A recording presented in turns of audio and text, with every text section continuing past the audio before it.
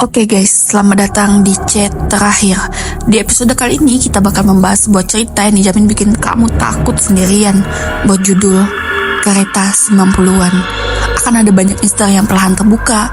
Keanehan demi keanehan akan membawa kita ke satu momen yang paling mengerikan, dengan sebuah plot twist yang mungkin sama sekali gak akan kalian duga. Kalau kalian sudah siap, kita langsung saja bacakan chat horornya. Oke, kali ini percakapan antara Dika dengan istrinya. Dika ini lagi di terminal mau naik kereta guys. Dan posisinya ini udah di jam setengah 10 malam. Dimulai dari Dika yang aku baru naik. Keretanya sepi banget. Cuma ada aku sama satu bapak-bapak di ujung gerbong. Kok tumben sepi? Biasanya jam segini masih ramai orang pulang lembur kan? Nggak tahu. Kayaknya orang-orang milih naik bus gara-gara ada kabar gangguan sinyal tadi sore. Tapi aku males macet, jadi nekat naik ini aja. Ya udah, hati-hati ya, jangan tidur, nanti kelewat stasiunnya. Kabari terus kalau sudah sampai mana. Siap sayang. Ini aku mau merem bentar, tapi HP aku taruh di paha kok. San, kenapa Dik? Bapak-bapak di ujung gerbong tadi, dia terus-terusan liatin aku. Pucat banget mukanya. Mungkin dia capek kerja juga. Jangan terlalu difikirkan. Masalahnya, dia gak kedip San. Dan dia gak bawa tas apa-apa. Cuma duduk tegak, tangannya di lutut. Aneh banget. Keretanya berhenti di tengah sawah. Gelap banget di luar. Kok berhenti? Ada pengumuman gak? Gak ada. Lampu gerbong kedap-kedip. San, bapak-bapak itu sekarang berdiri. Dia jalan pelan banget ke arah gerbong depan. Tanya aja ke petugas, Dik. Masinisnya mana? Itu dia. Dari tadi aku gak lihat kondektor lewat. Aku coba jalan ke gerbong depan ya. Mau tanya kenapa berhenti. San, ini gak masuk akal. Ada apa? Kamu udah ketemu sama petugasnya? Aku udah lewat 4 gerbong ke depan. Semuanya kosong. Gak ada orang, gak ada barang. Bahkan kabin masinis, pintunya terbuka. Gak ada siapa-siapa di sana. Hah? Maksud kamu? Terus yang jalanin keretanya siapa tadi? Aku gak tahu.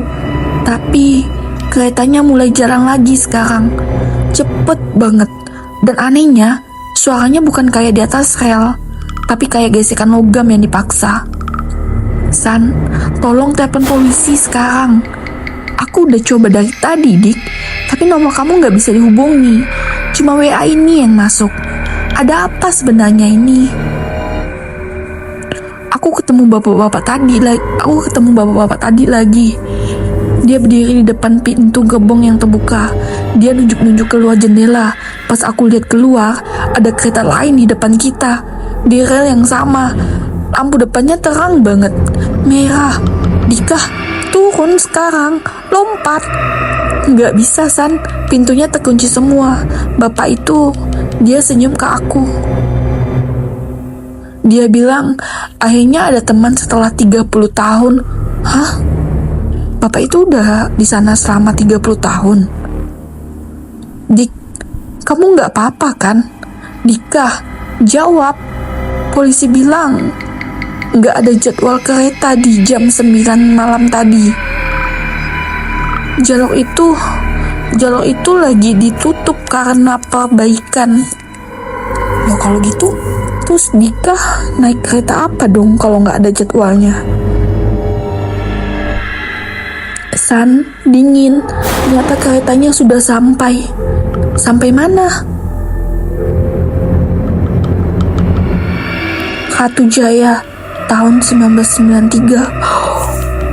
Nah, kalau kalian masih belum paham, sini aku jelasin. Jadi gini, yang dinaikin Dika itu bukan kereta biasa. Dari awal semua tanda sudah ada. Gerbong sepi, gak ada penumpang, gak ada petugas. Dan cuma ada satu orang yang duduk diam di ujung gerbong. Orang itu bukan penumpang. Dia adalah sisa dari sesuatu yang pernah terjadi di jalur itu bertahun-tahun lalu. Ketika kereta berhenti di tengah sawah, itu bukan gangguan, itu titik di mana waktu mulai berubah. Karena setelah itu, Dika tidak lagi berjalan di jalur yang sama. Dia sudah masuk ke jalur lama. Makanya gerbong-gerbong itu kosong, bukan karena penumpangnya turun, tapi karena mereka tidak pernah sampai. Dan suara yang Dika dengar itu bukan suara baru, itu rekaman dari kejadian yang terus berulang. Kereta itu tidak berhenti di stasiun, dia berhenti di kejadian terakhirnya. Tahun di mana semuanya berakhir. Dan sosok bapak-bapak itu adalah satu-satunya yang tersisa menunggu seseorang untuk menggantikan posisinya. Dan malam itu, ya Dika lah orangnya. Makanya dia bilang, akhirnya ada teman. Karena setiap kereta itu berjalan, dia selalu membawa satu orang baru dan satu orang lama. Akhirnya bisa pergi. Sekarang, coba pikirin baik-baik. Kalau suatu malam kamu naik kendaraan yang terlalu sepi dan kamu merasa hanya ada satu orang yang memperhatikanmu, jangan pernah ikuti dia. Karena bisa jadi kamu bukan penumpang berikutnya, tapi pengganti. Next, ini percakapan antara Raka dengan Dini. Posisinya Raka sama Dini ini lagi di sekolah, guys. Raka lagi di ruang OSIS, sedangkan Dini lagi di perpustakaan. Din, lo di mana? Gue di ruang OSIS. Berkas buat akreditasi besok masih berantakan. Pak Suraji bilang harus kelar malam ini. Gue di perpustakaan gedung lama, Kak. Nyari referensi sejarah sekolah buat tambahan profil. Tapi, kok sepi banget ya? Penjaga sekolah tadi kayak buru-buru pas gue lewat. Biasalah, mereka kan emang agak paranoid sama gedung lama. Buruan kesini. Gue sendirian. Kah, lo dengar nggak? Dengar apa? Gue lagi fokus input data. Suara langkah kaki, kayak orang baris berbaris. Tapi berat banget, kayak pakai sepatu bot besi. Di lorong depan perpus. Hahaha, paling anak paskibra latihan telat. Jam segini? Ya nggak mungkin lah. Gue dengar komandonya juga, tapi bahasanya aneh. Bukan bahasa kita, kayak bahasa Belanda. Kasar banget suaranya. Jangan mulai deh, Din. Fokus aja. Kakak, gue mau balik ke ruang OSIS aja sekarang. Gue takut. Kenapa lagi? Gue tadi tumpahin air minum di lantai tegel kuning dekat rak sejarah. Pas gue mau lap pakai tisu, lantainya berubah merah. Airnya gak bening lagi.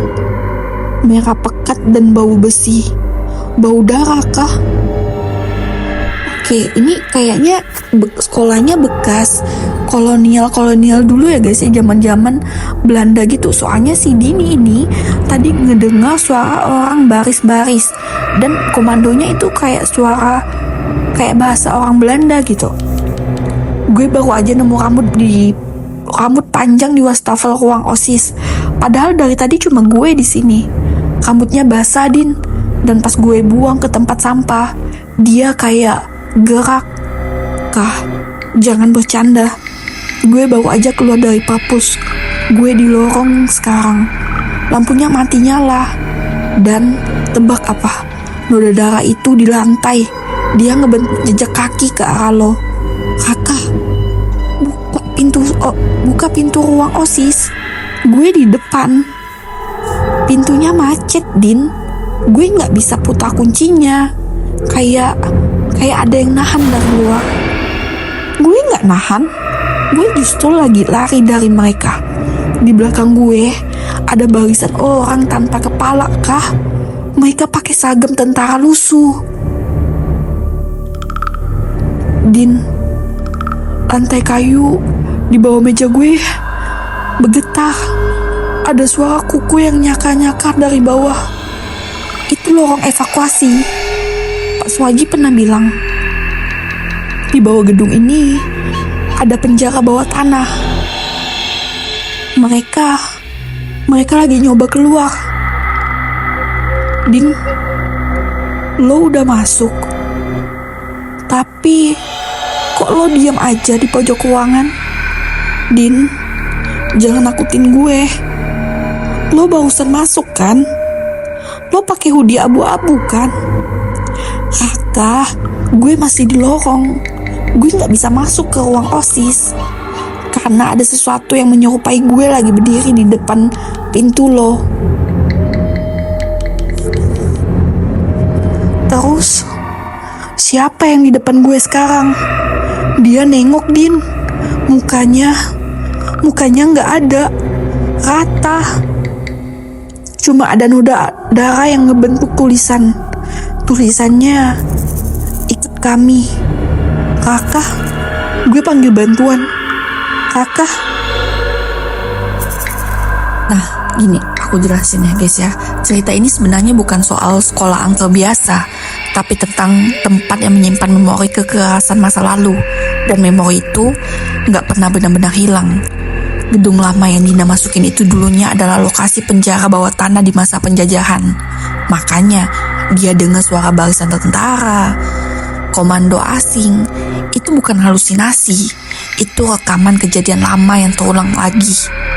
Terus soal air yang berubah jadi merah, itu simbol kalau tempat itu kebuka. Bukan ada yang ganggu atau tanpa sadar mengaktifkan jejak masa lalu mulai muncul ke dunia sekarang. Dan yang paling bahaya, entitas di sana nggak cuma menampakkan diri, tapi bisa meniru. Dina di lorong, Raka di dalam ruangan. Keduanya percaya satu sama lain. Padahal di tengah mereka sudah ada sesuatu yang menyamar. Yang masuk ke ruang OSIS itu bukan Dina. Itu mereka yang akhirnya berhasil keluar dari bawah tanah. Dan Raka nggak dibunuh secara biasa. Dia diambil masuk ke dalam ingatan tempat itu. Makanya besok dia nggak ditemukan, tapi muncul di foto buku tahunan. Artinya apa? Dia sekarang jadi bagian dari mereka, bagian dari sejarah yang terperangkap di gedung itu. Dan kalau kalian perhatiin, jumlah murid di foto itu nambah 1. Itu tandanya tempat itu masih butuh penghuni baru. Siapa berikutnya? Jangan lupa like, komen, dan subscribe. Dukung video aku untuk upload terus-menerus. Sampai jumpa.